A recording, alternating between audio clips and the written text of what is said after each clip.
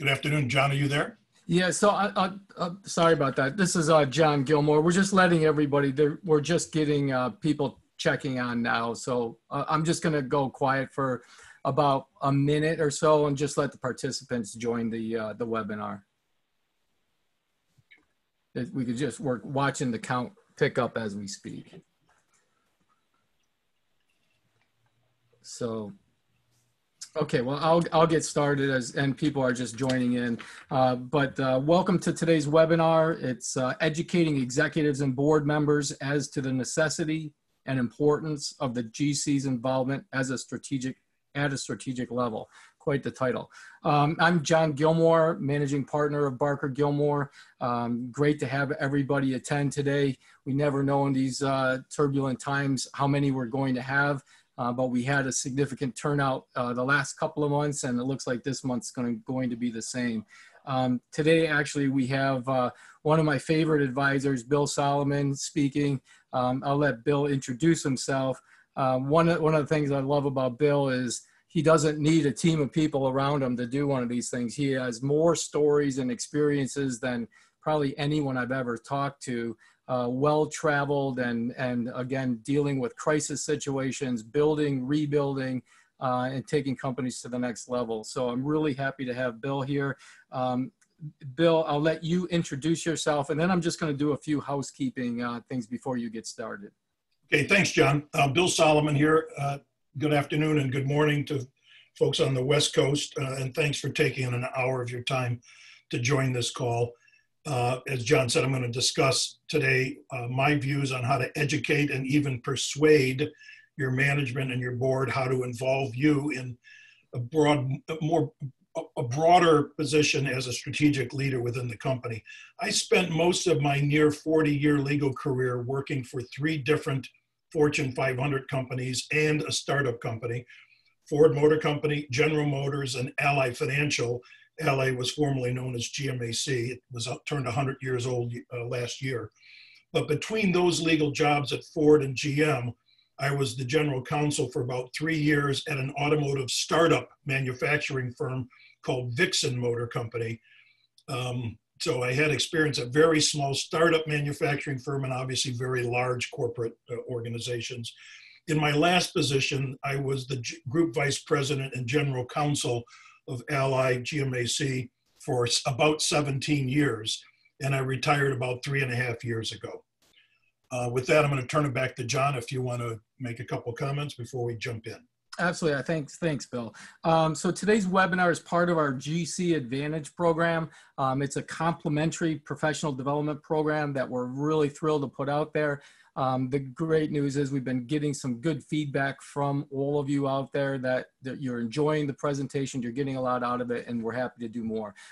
That said, if you have any ideas for future opportunities or of what you might like to learn or hear about or hear from one of our particular advisors, feel free to send us some notes. We're always happy to listen.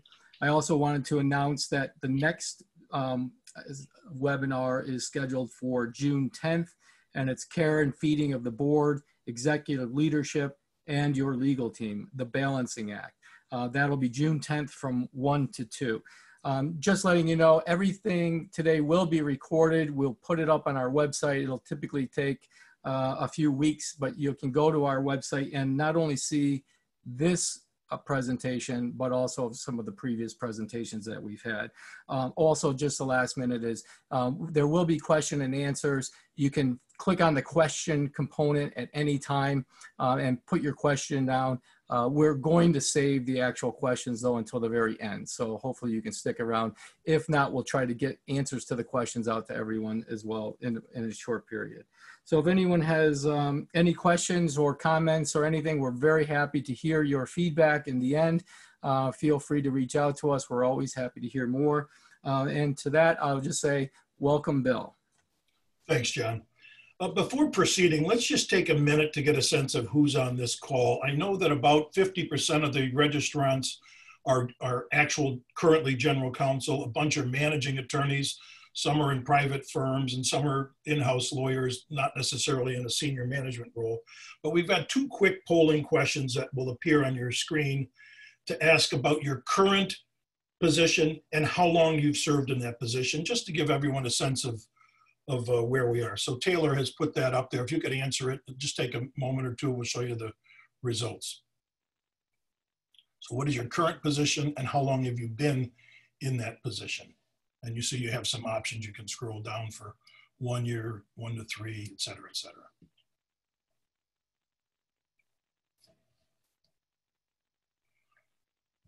While we're compiling that and you're answering the question, I'm going to provide, I hope, some personal examples of my own involvement, or not, as the case may be, as a strategic leader in my 2 different stints as a general counsel, one with the small manufacturing startup company that I mentioned earlier, and the other with a very large Fortune 500 company. Suffice it to say that the smaller and newer the organization is, the more likely you will be invited, if not actually required, to be a strategic advisor. There are practical and structural and psychological and organizational reasons for this, usually because it's an all hands on deck kind of organization where there's a startup or a small company and there's a lot of crises that need to be addressed. But the corollary for that is that the bigger, more mature, conventional, and stable a company is, frankly, the less likely you will participate in it as a strategic leader, at least in a formal sense. And in those instances, you're going to have your work cut out for you, but there's still room at the table if you do it right. Let me just give you 3 quick examples of my, well, here we see the results of the polling up on the screen here. So about 53% of you are general counsel or chief legal counsel, 18% are lead counsel of a subsidiary division. Taylor, can people see these actual results, or do I need to announce them? They are publicly visible. They can be seen?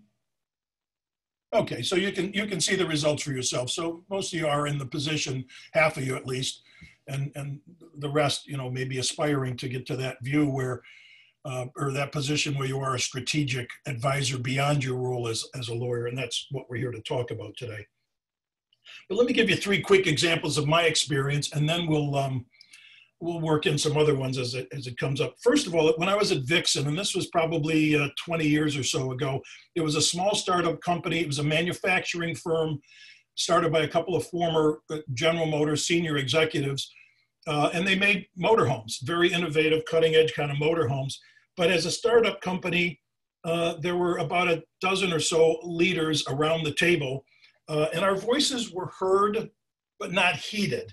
And as a result, the founders, who came from big organizational, you know, as I said, General Motors, ultimately were ousted by the venture capitalist, venture fund people who funded the company.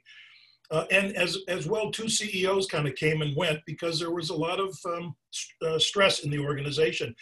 At one point, though, and I had only been there maybe 2.5 years when this happened, I actually became kind of the kingmaker of the organization because the board was struggling with, all right, who should run this company? Who's got what it takes to run the company? And the chairman of the board, after struggling with outsiders and insiders, you know, came to me, and I honestly, I feel like the recommendation I made was a fellow who was involved in operations, barely finished high school, certainly no advanced degrees, but just a guy that could get things done. I had strongly recommended him, and the board accepted my recommendation. He was very successful. Ultimately, the company years later failed, but was successful. Now, there's a follow-on story to that also ties into strategic leadership. And this particular individual who became the CEO promised the sort of core 5 or 6 senior leaders there, including myself, that he would collaborate and cooperate and discuss any major issue that came up in the company. And he did it for maybe a month or 2 and then sort of dropped the ball and decided he was going to be his own man and stopped counseling with people. I mean, important people involved with purchasing and HR and technology and manufacturing and so forth. So there was a bit of a fallout. But my point is, in a situation where you're in a smaller company and a company that is, you know, evolving or facing crisis, you're more likely to get invited and asked, if not demanded, that you know, offer your point of view. My second experience was a much bigger company. This was GMAC at the time. It was over 85 years old. but it had a very wide-ranging organization. We had 41 operations in 41 countries around the world. We had 4 insurance companies, 3 mortgage companies, a bank and a savings and loan, and a massive finance company, the largest at the time in the country. But at the time, the company was toying with basically selling itself. It was a wholly owned subsidiary of General Motors Corporation. And the view was that the company needed to streamline and cut costs and become a little more efficient from a managerial point of view, and basically converge and consolidate all these widespread operations. Well, the CEO came to me and the board came to me and said, we'd like you to first analyze whether you think that's a good idea. And secondly, if you think it's a good idea, we're going to ask you to initiate it by implementing it with the legal groups across the globe. And at the time, there were about 250 lawyers. The staff itself was well over that. So it was a monumental task. But the point is, the management came to me and said, we think it's a strategic move in the right direction, but we'd like you to tell us whether you think it's wise or not.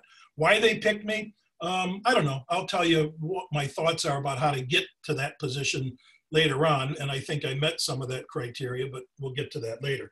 The third episode I want to tell you from my past is really what I would regard as a failure to be a strategic partner. And that is, shortly after the company was ultimately sold in a controlling interest by GM to a private equity firm, Cerberus Capital, we went from wholly owned to private equity owned. And then when the financial crisis hit in the 2007 and 8, we received TARP money from the federal government, and the federal government owned my company, 80% of it, actually more than 80%, for about 2.5 years until we paid the money back. Then we went back to private ownership, and then we went public in 2012. So over a period of about 5 or 6 years, the company was in massive transformation. And as a result, there was huge turnover on the board of directors, huge turnover in the C-suite. Many legacy people came and went, and many people who weren't legacy that came in with the private equity firm and the government came and went. My problem there, honestly, was that, you know, part of being a strategic advisor, it means having credibility with the board, directors, and the senior leadership, and you build that basically over time by being, what you're going to hear me say in a minute or two, an outstanding general counsel, a great lawyer, and a person who knows the organization and they know and trust you. If you've got the kind of turnover we had, and we had massive turnover, literally 3 or 4 CEOs and directors coming and going, it's hard, honestly, to develop a network and a connection with those people. So I would say I was less influential, less of a strategic advisor. Frankly, I was probably more of a historian for the organization because there was so much turnover. I was one of the last senior legacy guys standing when I did retire. But I would say that because of the massive turnover, it was a little difficult to develop the kind of intimate relationships that you need to in order to be an effective strategic leader outside the legal arena. So one more important comment, and that's it for my initial stories.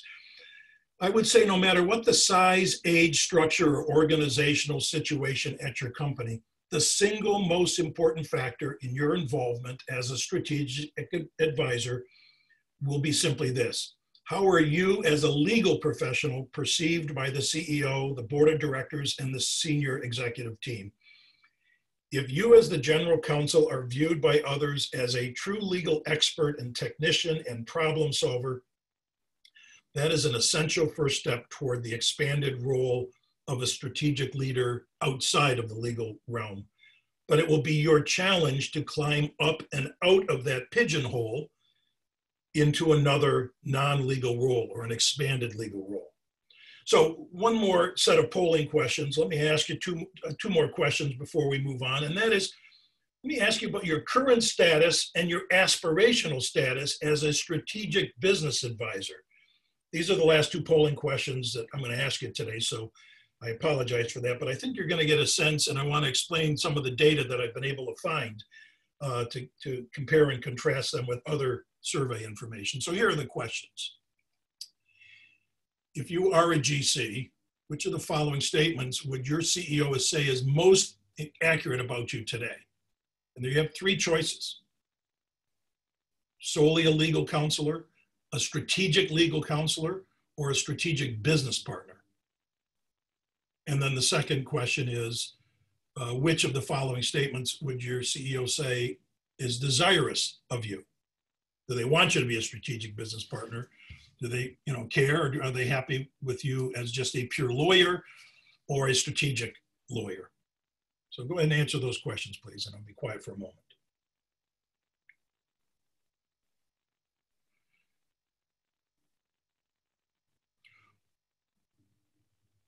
While that information is now being compiled, and please answer if you are a GC or chief legal officer. Let me explain why I ask about this. Last month, Barker Gilmore conducted a 1-hour webinar led by one of the former General Counsel of Smucker's Corporation, Ann Harlan, who was joined by 2 former CEOs. The topic was what CEOs look for in their General Counsel. If you participated in that webinar last month, you heard the answer. If not, I'll summarize for you for now. Essentially, the CEOs want their General Counsel to be honest, a person of high integrity, collaborative, knowledgeable about the company and someone who thinks like an owner of the company, a good listener, a humble person who is willing to say, I don't know the answer to the question if they don't, and then goes and finds it. Someone who's candid, credible, trustworthy, and a problem solver who is willing and able to make firm recommendations. And he or she should be a functional expert in the area in which they operate. If they're merely the General Counsel, then law. If they also happen to be the compliance officer or the risk officer or the ethics officer or the HR person, sometimes lawyers do all that stuff. They need to be very good at what they do. And ultimately, they want a lawyer who will explain how to do something, not can't do something. By the way, that webinar, as John mentioned at the outset, is available. The recording of the entire thing is available on the Barker Gilmore website. So here are the results. And you can see that 54% of the CEOs felt like their General Counselor acts as a strategic business partner and is valued as such. But 68% wish that they would be. So they're saying, 54% are saying their GC is already in that position as a strategic business partner, but another 13% wish that their GC was. So for those of you who are aspiring to do that, there's hope. 37% want their lawyer to basically be strategic from a legal perspective. In other words, involved, but give me the legal strategic concerns where I need to be thinking about. And then only 9% want their GC to be act solely as a legal advisor and sort of butt out, so to speak. And of course, aspirationally, 10% want them to behave that way, and 22% want the lawyer to be strategic from a legal perspective, not business. So more than 2/3 of the CEOs are asking their General Counsel to be a strategic business advisor. So there's hope. And now let me give you some of the information that the Barker Gilmore learned when they conducted the survey of a bunch, literally dozens of CEOs. And here are the results. Barker Gilmore commissioned a survey of CEOs conducted by the Chief Executive magazine.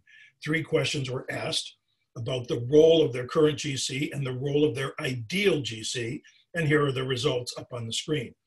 Notice that very few CEOs want their General Counsel to limit their role to a mere manager of legal issues and risks. Rather, they want involvement at a strategic level of legal risk. And most importantly, 55% believe that their GC is already a strategic business partner, which is somewhat consistent with the results that you guys just posted.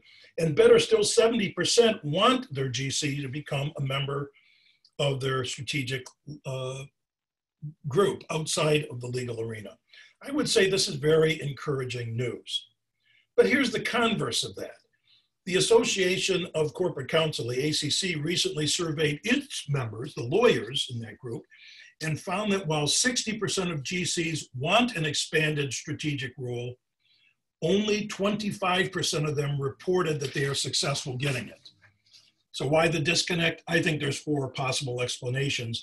I'm going to sort of skip through them and tell you that it could be an anomaly. It could be people are, CEOs are delusional about what a GC can do. It may be GCs are delusional about what they think they can do. I'm not going to go into that detail. I would just tell you that there is encouraging news, because someplace between 25% and 55% of general counsel already engaged as a strategic advisor, and the 70% of CEOs who say they want you in that role, there's a lot of room. I mean, at least up to half for the GC to move into this expanded role.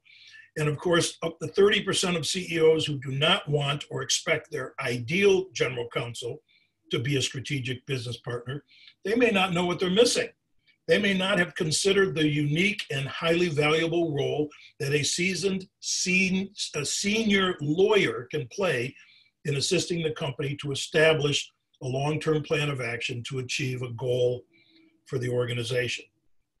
Now, let me tell you how you go about persuading them to move in this direction, at least from my perspective. Here are the 4 questions that I'm going to cover, guiding you for educating your management and board. The emphasis, of course, will be on the very last topic, how to educate the company executives and board directors. But I think there's some preliminary matters we should cover. So first, what does it mean to be a strategic leader?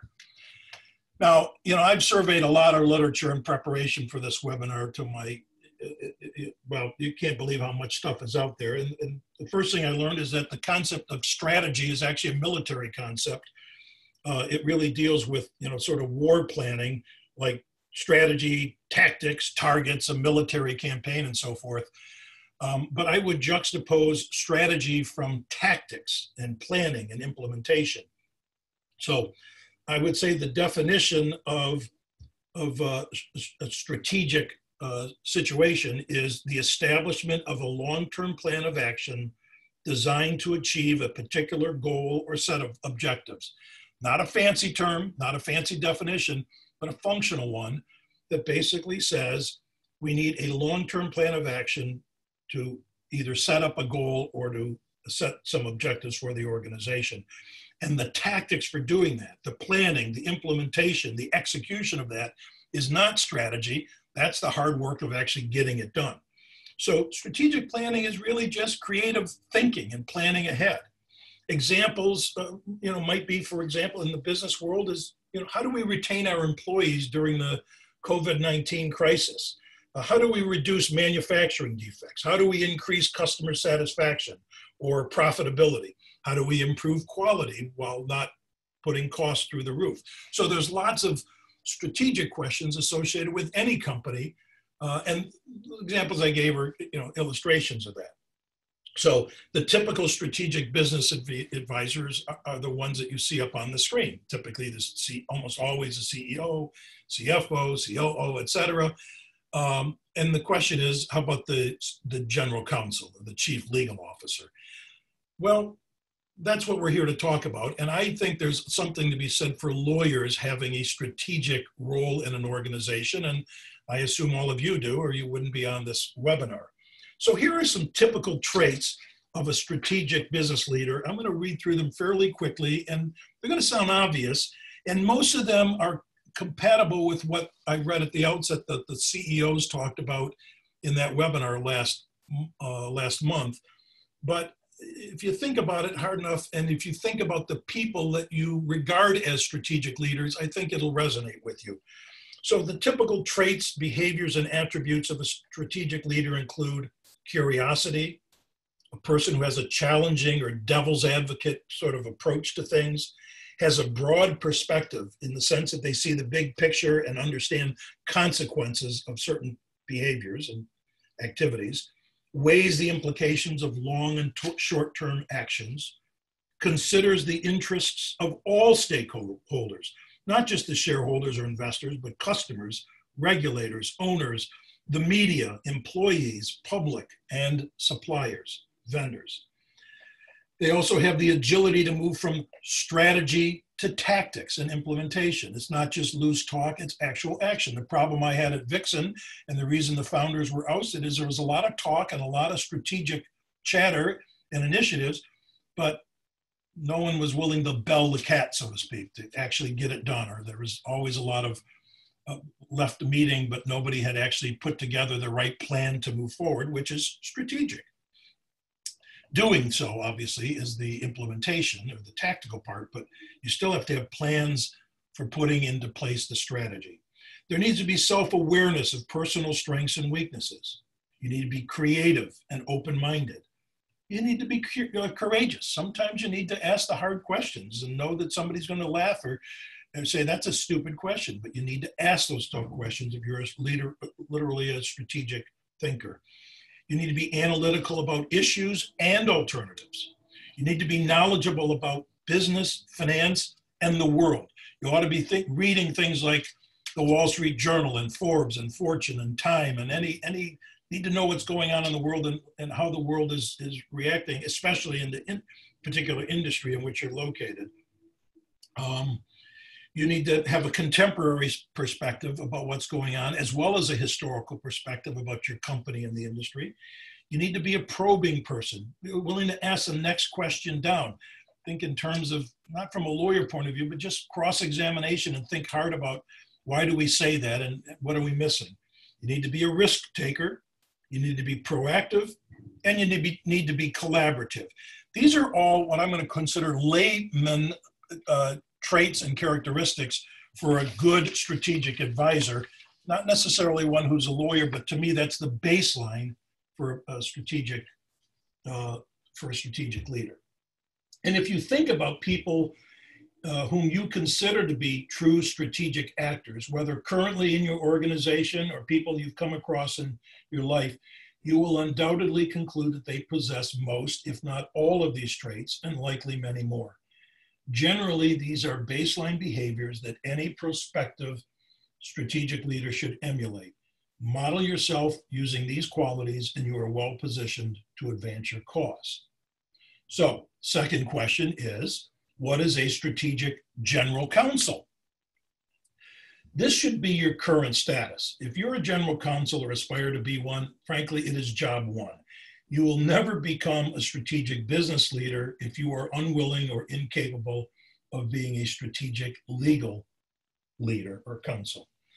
What does this mean? Now, of course, there's some people who leave law school or practice law and say, law is not for me, I want to move on. And I could give you examples of people.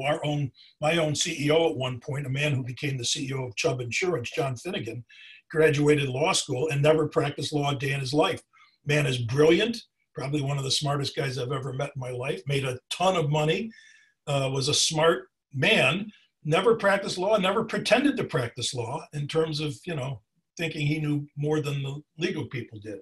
So I'm not talking about that. I'm talking, if you're in the role of as a lawyer manager, as a chief lawyer, then job one is being a strategic general counsel. So what does that mean? Well, it's the core requirement, and examples would be thinking about how to plan and create objectives for the legal environment and legal operations of your company. Think, for example, about whether you or your organization is in favor of ADR, alternative dispute resolution, versus outright litigation versus settling every case you can. Think about what your position is about telecommuting, and maybe it's different for legal group than it is for the rest of the company. Think about the strategic question of making or buying legal services, something that every in-house general counsel has to struggle with, at least from a policy point of view. Or what your attitude and strategic view is of rate increases by your outside law firms. Do you allow them? What percentage? How do you control it? What your view is about law firm conversions? There are scores and scores of strategic questions that every general counsel should be thinking about and have a position on in their organization. And whether they do it in isolation or do it with their staff, the fact is they need to do that. And of course, at the micro level, there are strategic questions like, okay, I've got a headcount problem. I need some additional help. Do I use a contract lawyer, secondment person, a part-time person, et cetera, et cetera? What's the status of my law library? Am I going all electronic, et cetera, et cetera? How do I allocate my administrative support? Are they allocated per professional, or is there, a group support group, et cetera? Lots of strategic questions that every general counsel ought to identify. But if you go back to the core definition, which is establishing long-term plans of action designed to achieve a particular goal or set of objectives. If you think about that in the context of the legal objectives for the company, that's your job one. Okay, so you ought to be in that position. That should be your current status. And I'm not going to spend any more time on that, but it truly is your single most important requirement, because if nothing else, it will give you credibility and the confidence with your management that you can step out of that role into a more expansive role. It is the baseline responsibility of every general counsel. I'm assuming you meet this standard. If you don't, then frankly, you shouldn't be looking over the horizon to do a non-legal role, what you're not providing in the role as a chief legal officer.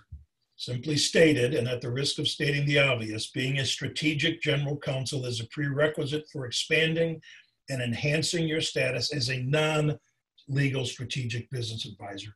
Get that part right, and you're halfway home. Okay, what does it mean for the general counsel to be a strategic corporate leader or advisor?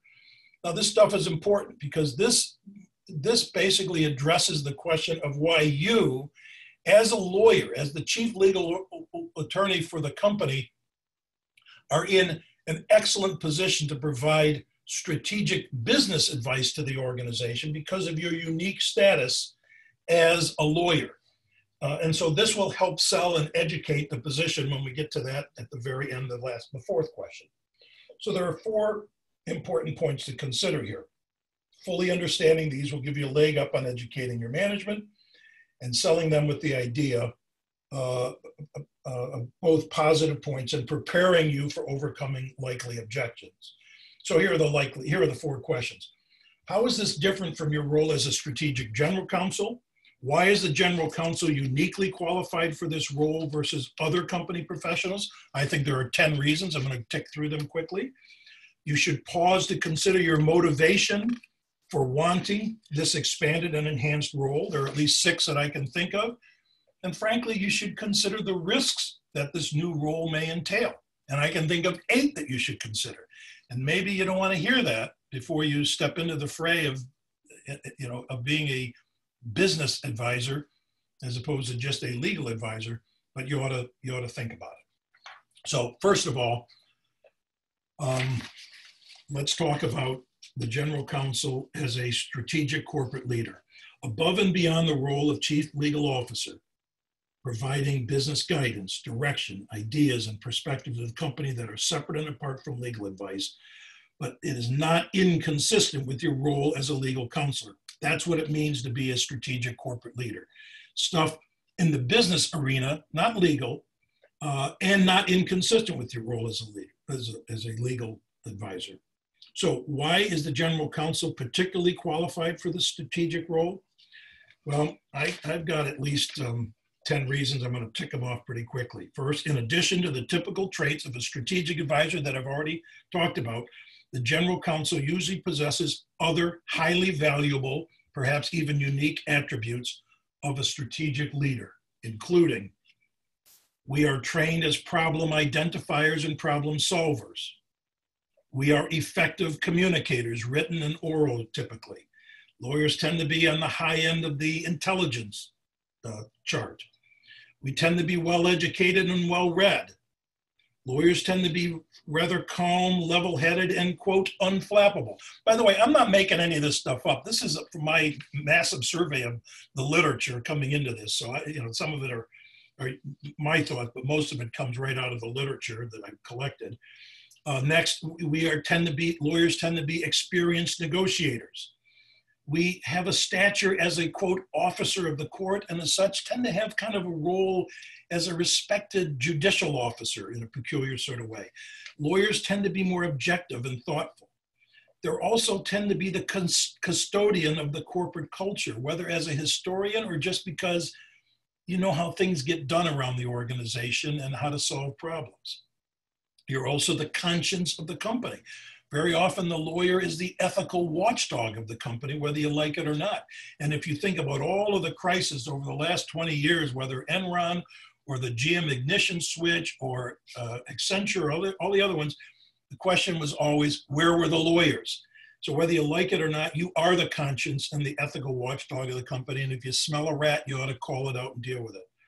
And then finally, you tend to be, as a lawyer, and in particular as a staff person, you tend to be above the fray of business performance and profit. I know you're not a profit center, and you are a cost center, and we're always having pressure to keep our budgets in line. But the fact of the matter is, you're less motivated by individual profit objectives, and therefore you're kind of above the fray. These are reasons why the General Counsel is kind of in a unique position.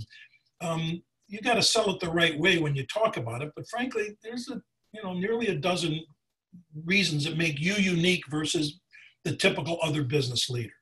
The second reason why a lawyer general counsel may be particularly qualified for this role is you typically have ready access to the CEO and other C-suite executives and board members. You literally have a seat at the table just because of your job as the chief legal officer. Third, because of the pervasive impact of law and regulation on everything that typically a company does, think about Dodd-Frank and Sarbanes-Oxley and FCPA and all the regulatory environment that you find yourself in. The law impacts virtually everything the company has to do, no matter what industry that you are in. And so you sort of have real credibility coming in. I sort of alluded to this already. Fourth would be the heightened public focus on doing the right thing, whether it's the Wells Fargo fraudulent, bank accounts, or the Enron or Tyco or WorldCom or Accenture or GM. It's always in the newspaper, and there's a focus on that. And lawyers, typically are right smack in the front of dealing with these investigations and the cleanup. Fifth, there's increased criminalization and personal accountability of the company leadership for what has traditionally been civil wrongdoing by the company. I'm not going to elaborate, except that I assume you know what I'm talking about here, that we've criminalized a lot of what used to be just bad behavior or stupid behavior. And lawyers, therefore, are sort of thrust into the forefront of dealing with those issues. Oftentimes, lawyers have non-legal roles like compliance or HR or risk or public affairs or the secretary's office. So you are already in a position outside the legal arena if you have any of those expanded existing roles. Next, it sends a clear message to the company and the stakeholders about the company's commitment to a compliance culture. Having a lawyer in the forefront or with the seat at the table and dealing with strategic issues sends a message to the company that they really care about compliance and doing the right thing. Next, eighth would be, it's a staff function, not a line function. And so usually the staff people, whether it's HR or risk or law, can usually ask the more delicate, hard, sensitive questions of the, quote, boss. There's also the negative of doing the dirty work of others. I'm sure you've all been in the position where somebody was looking for a legal reason not to do something or a legal reason to do something, and they wanted the lawyer to come up with some ruse to get it done, obviously within the bounds of the law, but it made their job easier. And so, they understand that you're a savvy kind of a person that can help them out. And then finally, typically, lawyers, even when there is a mess up, the lawyers generally have to do the cleanup work when it does get messed up. Okay, the third reason why I think a general counsel is a strategic corporate leader I beg your pardon. The next question is why general counsel want to become strategic corporate leaders.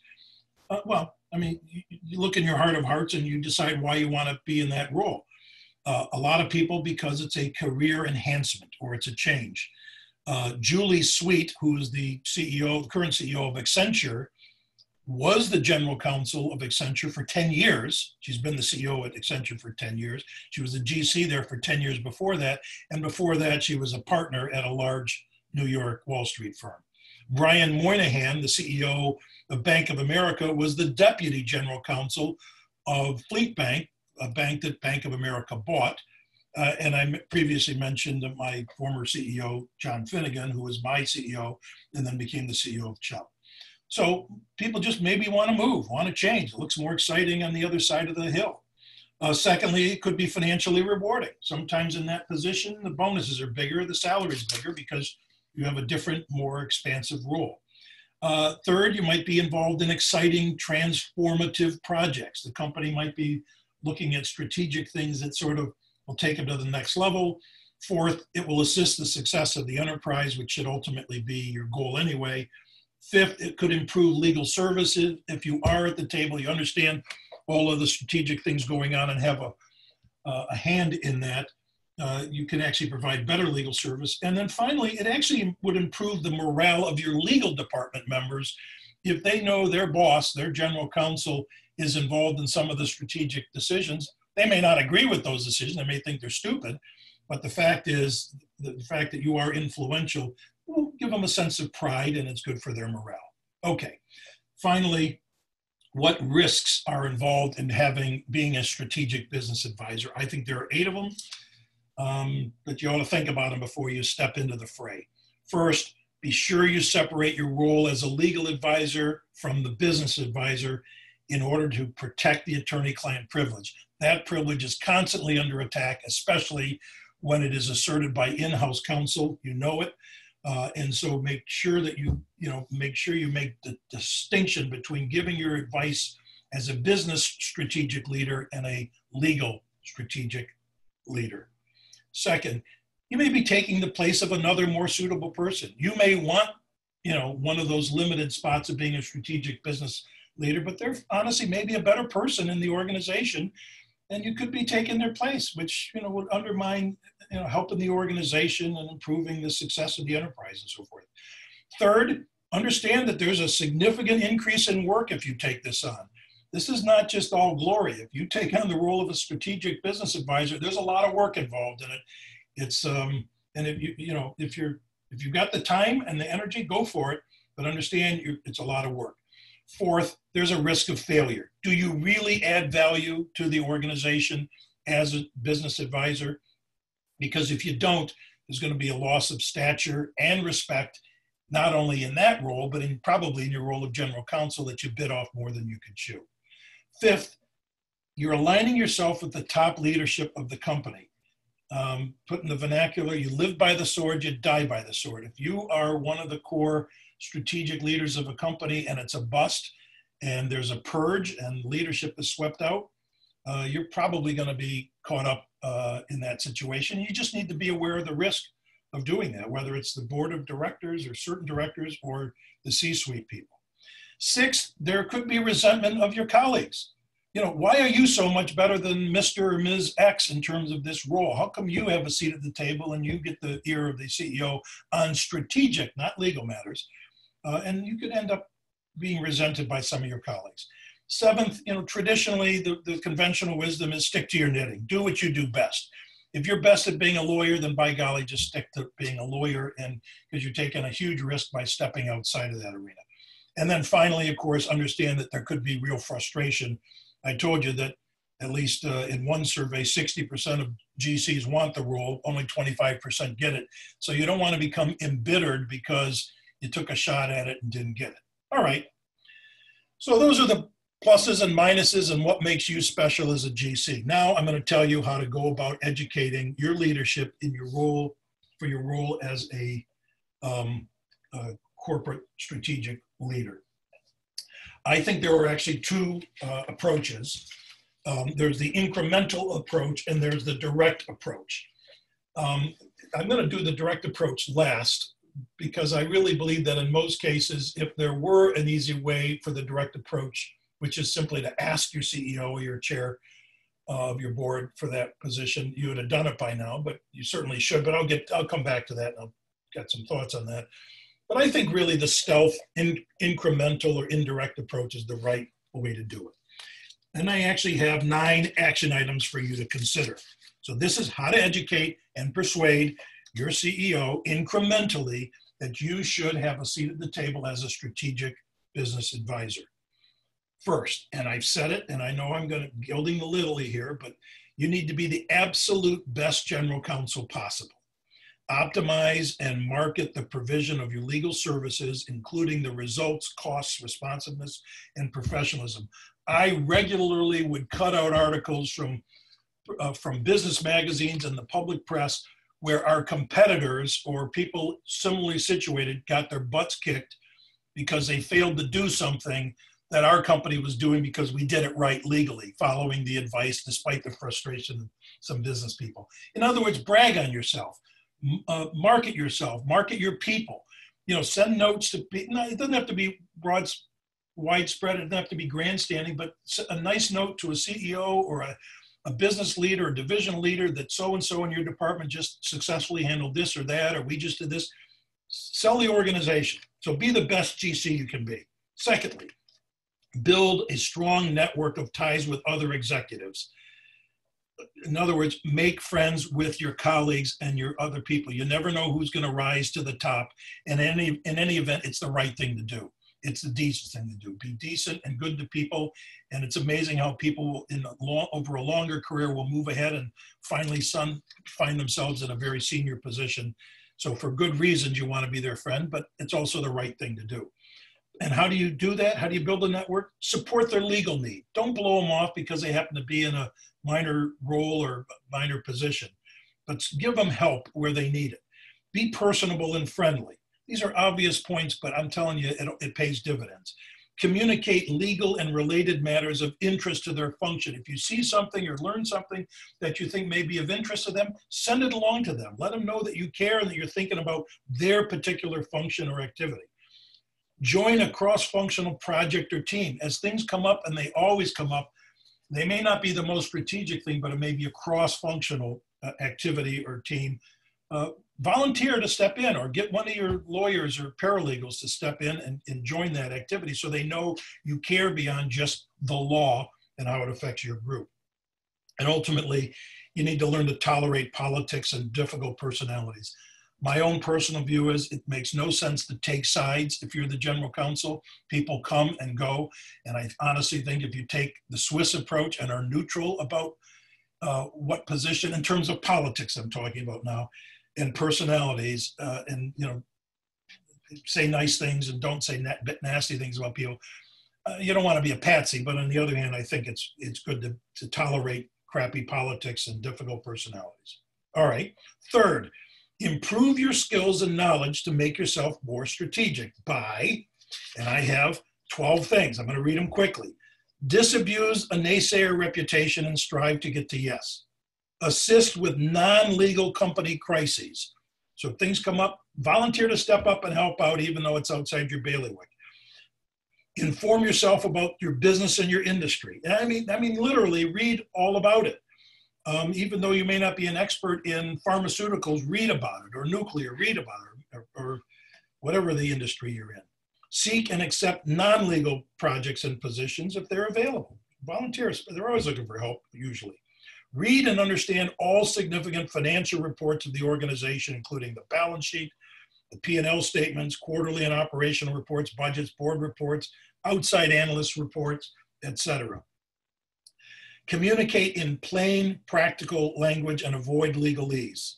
In other words, let them know that you know how to communicate as just a normal business person, not just as a fancy pants lawyer. Be proactive and an active listener.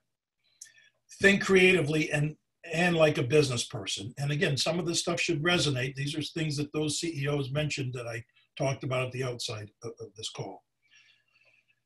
Study prior business plans and previous strategic initiatives. In other words, did we try this before? How did we approach these things before? What were the pluses and minuses, and what were the results? 11, provide training, information, interpretation on relevant legal and related developments to colleagues, their staffs, the board of directors, with emphasis on how and why it impacts the company.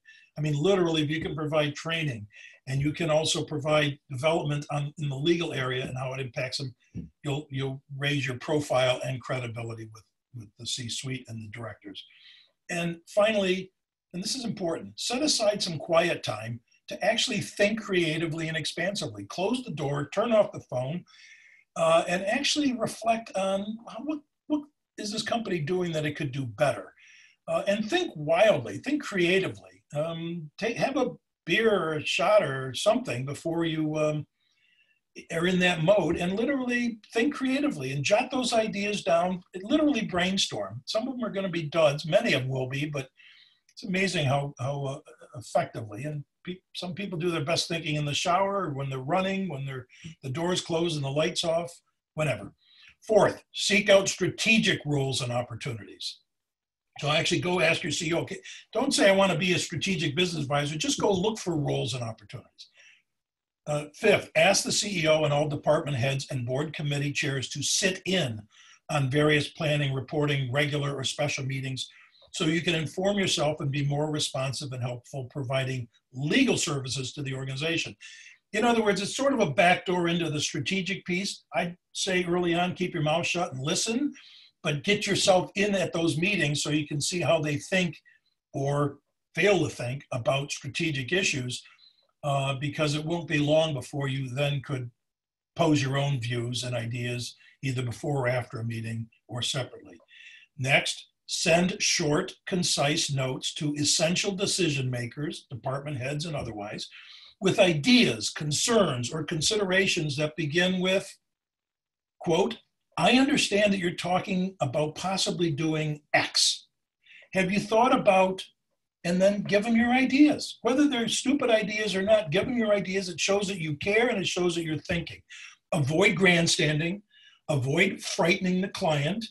Make sure you include constructive suggestions that you have for overcoming any concerns that you raise, and offer to assist finding alternatives and explore other issues.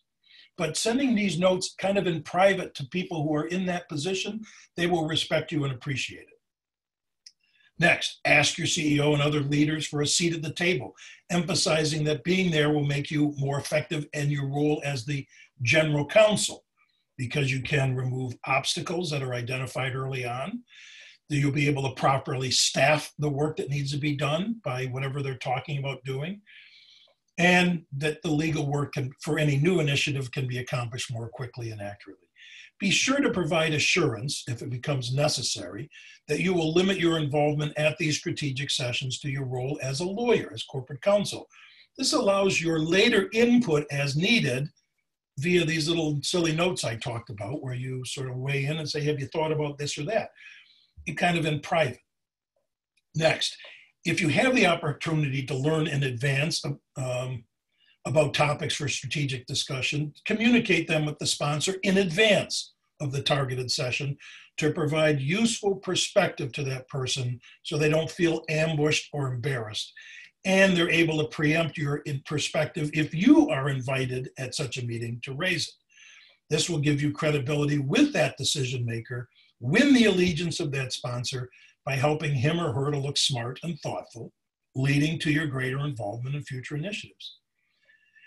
And finally, in time, move beyond the role as a stealth corporate strategic leader and begin subtly asserting yourself with helpful and insightful comments, questions, and observations. They're fundamentally positive and constructive, though they might be provocative. With a consistent pattern of your useful and insightful input over time, your involvement will be seen as integral to future strategic discussions, and before long, you will be invited in or co-opted to become a strategic business partner. Now, your alternative to this indirect, incremental, or stealth approach to educating your board and your CEO is the direct approach. Resistance to your expanded role can occur for a variety of reasons, and I'm going to talk about a couple in a minute, but you don't know unless you ask. So if you dare and you think you've got a shot at it, go ahead and ask and give them all the reasons why, because you're special as a general counsel and all the other things I've been talking about here. Ordinarily, you begin your request with your immediate supervisor. Usually that would be the CEO or the senior leader executive of a corporate function. Likewise, you should enlist the support of your CEO to ensure your involvement at the board level. So make sure your CEO supports your involvement before you go to the chair or the board committees. Reluctance and outright refusal to expand your involvement requires educating the leadership about the special attributes you have as a general counsel that we talked about above. Ultimately, the chart, there was a wonderful article in the Wall Street Journal on February 22nd, 23rd, the weekend edition, of the 5 ways to get people to change their mind. I'm not going to, they're funny kind of words here: reduce reactance, ease endowment, shrink distance, alleviate uncertainty, and finding corroborating evidence. I assume you can all find this article. It's not just for law, and it's not just for strategy, and it's not just for corporate. It's how to convince anybody to change your mind: your kids, your spouse, your next door neighbor, you know, and whatever. But it's pretty thoughtful stuff, and it's practical stuff. And of course, changing their mind is what this webinar is all about. I don't pretend to talk about it or know more than what's here, but it's pretty commonsensical stuff, including things like, look, this isn't forever. If it doesn't work out and I'm a lousy strategic advisor, then pick somebody else, or the last one. Use similar examples. I told you about Julie Sweet at Accenture. I mean, she became CEO, which is the ultimate strategic position, et cetera, et cetera. So,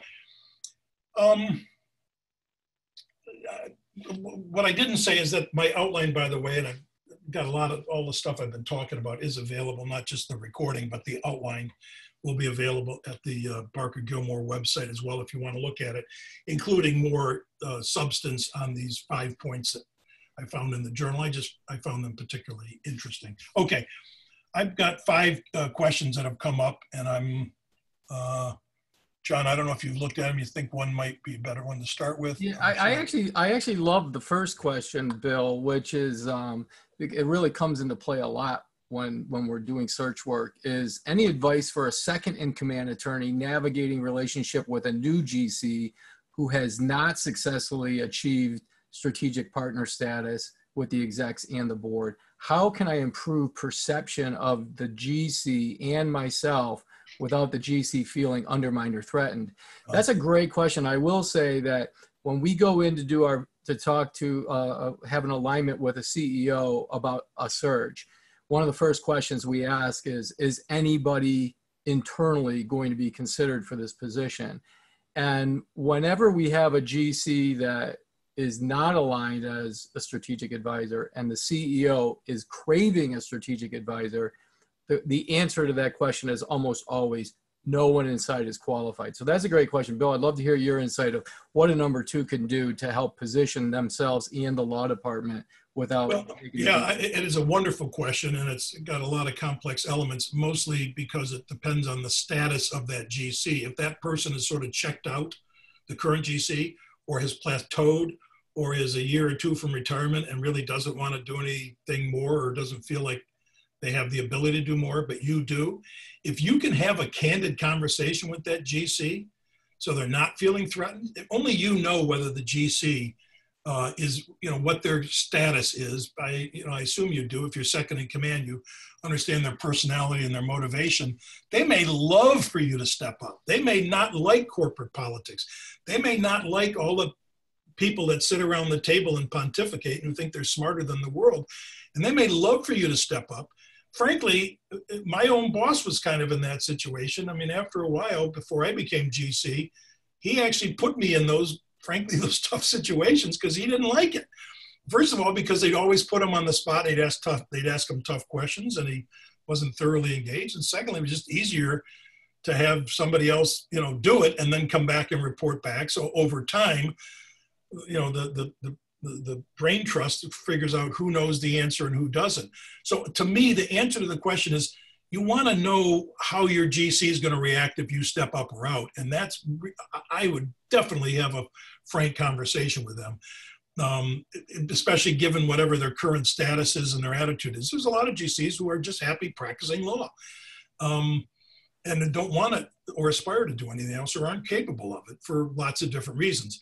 Failing that, if you think the GC is in the way, I think you need to use more of the factors that I described in the stealth approach. And you need to be particularly stealthy, not just with your CEO and other leaders, but with your own general counsel. Not sneaky, but just get the job done. And I would copy my boss on those notes. I'd say, hey, Charlie or Susie, I think, the head of HR needs to hear about this, or we just got a great report in, or such and such. Can I, how do you feel about me sending a note to the CEO bragging about what we've done?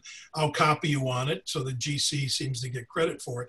But you slowly but surely sort of inveigle your way into front and center as appearing, of having the right stuff to be a strategic advisor. Again, the GC, you don't want the GC to be threatened. I remember when my company was being sold, the current CEO, when GMAC was being sold by GM, I remember I was at an offsite in Florida, and the CEO took me aside and said, hey, do you have a minute? We need to talk. We were walking outside, and he said, I need to tell you, I'm proposing that we sell GMAC to private equity, blah, blah, for a lot of reasons, but you can't tell anyone. I said, well, how about Mr. So-and-so, my boss? No, you can't tell him either. Really? Well, because he was kind of a blabbermouth. But my point is, when my boss later found out that I knew and he didn't know, he was not happy. And you just have to deal with it. You have to abide what the CEO is saying. You have to know the CEO's on top. He wasn't being critical of the current general counsel, but he didn't have much confidence in him. It's a very delicate situation. And so I would say, have the conversation with the GC, but if you can't, then find a way to do stealth stuff that's not sneaky, if you know what I mean. I hope that helps. That's a great answer. The next question I thought was interesting too is company culture is so key to how legal is perceived.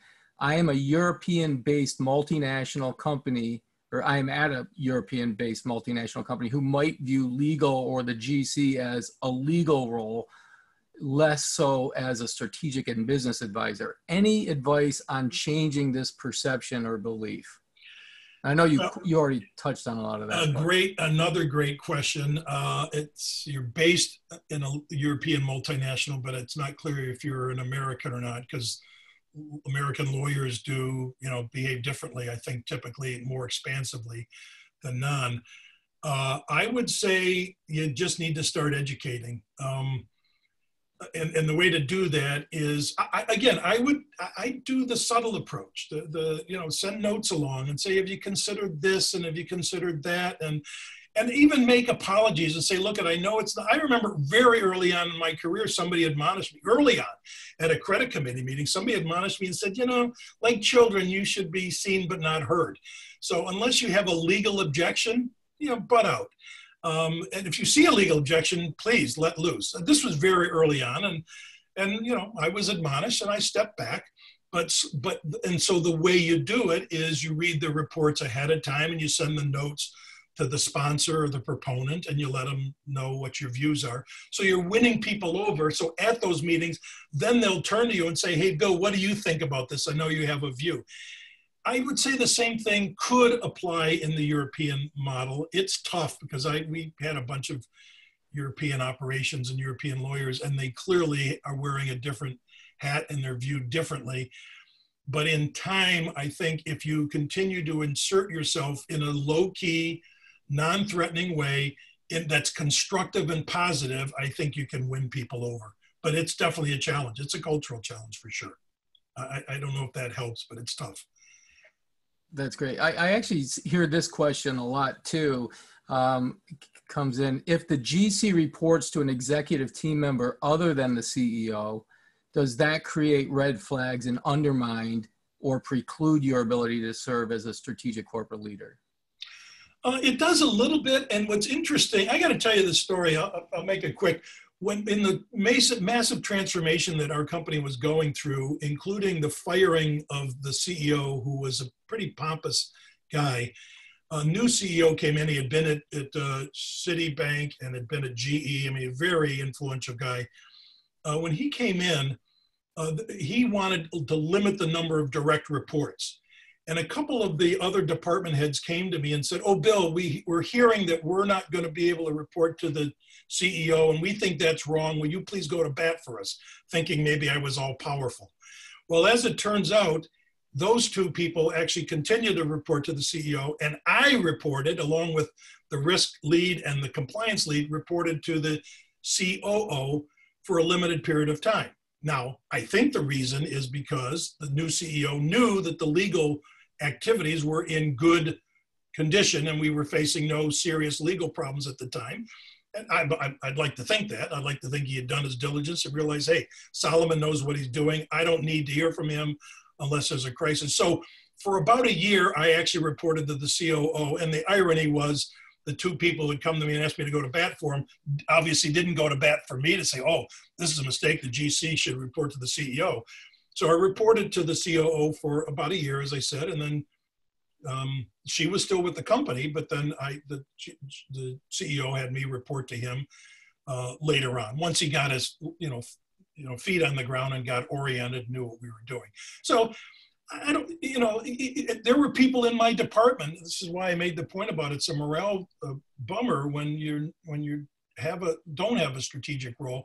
But people in my department were outraged. How could they do this to you? Don't they know how effective we are and what we're doing and what you've done?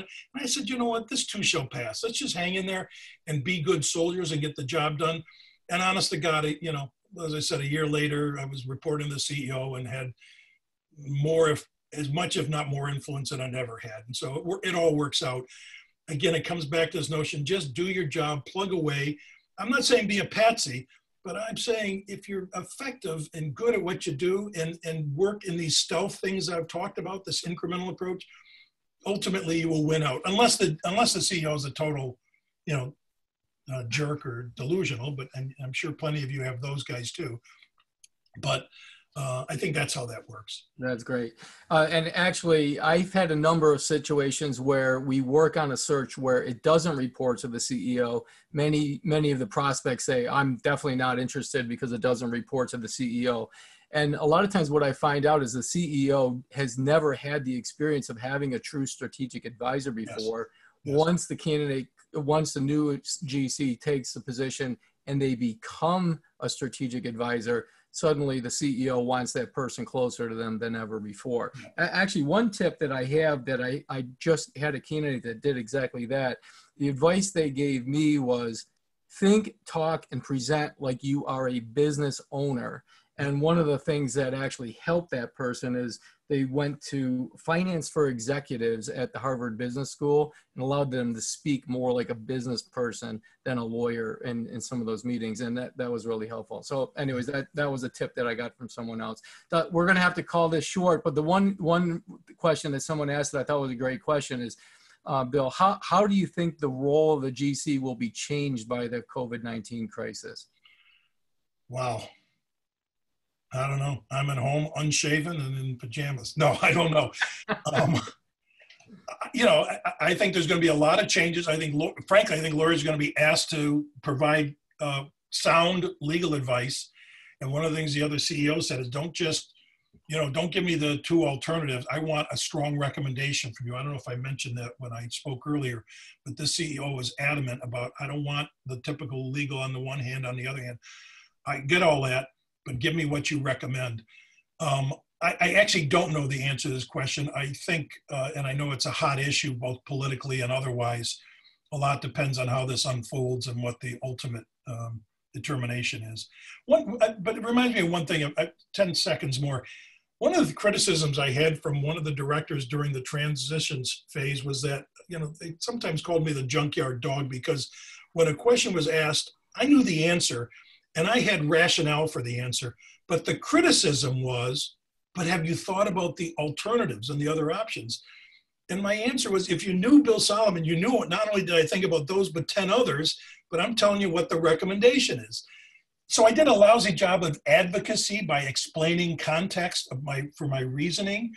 And because I was so passionate and had thought hard about many of these issues, given my long history with the firm, I came across as being kind of strident and a know-it-all and not thoughtful in terms of reflecting the pluses and minuses. So I'd urge you, I know this is a little bit off-center, but as part of this process of being strategic, make sure you show that you thought through all aspects, pluses and minuses and risks and that sort of thing. And you don't just come off as sort of, I know it all, and so here's the answer, move on. So it's a fine line you have to walk because you have to be confident and give a strong recommendation if they want it, but you also have to show that you've thought about alternatives and risks associated with that, so that it becomes a much more thoughtful and useful answer. Perfect. Great job for a one-man show, Bill. You really outdid yourself as always. So I thank you, Bill, and thank you everyone for coming. Everyone will receive a short survey from us. We definitely appreciate your input. As I mentioned on the beginning of the show, if you have any ideas for content that you'd like to have us respond to, we're certainly open to hearing about that. Also, I've been being asked a lot, especially by the press, what's the status of the search business. I'll just tell you that everybody really has done a great job of adapting to online videos, and all of our searches are moving forward. We've had a couple of great offers come out even this week where the candidates have never stepped foot on the property. They're only interviewing remotely. And I've had a number of candidates over the course of the last month and a half who've just started working remotely and ultimately will, transition over when the time comes. So the search business is alive and well. And if anyone's looking for a specialist, or if anyone's interested in new GC opportunities, I'll do a quick little pitch. One search that's been on my plate for a while, just because I'm looking for that unique strategic advisor, is with Bacardi over in Bermuda. If anyone's interested in living in Bermuda, you can't fly there yet because the island's closed, but the search is open for a new strategic general counsel with consumer product, global international experience. But anyone interested would be great. I'm not allowed to make a pitch like that, but I had to throw that in. Anyways, for whoever's left, I appreciate you sticking it out and look forward to seeing you back here in June. Thanks, hey, John, if I could, I see a question asking how people can get the recording. Yeah, so what everyone who registered for the website will receive an email once the recording's done, and you'll just be able to click right on it and go to it. So everyone will hear about it. Great. Thanks, everyone. Nice talking. Have a great day, great week, and good luck with everything. Stay safe, folks. Yeah. Bye-bye.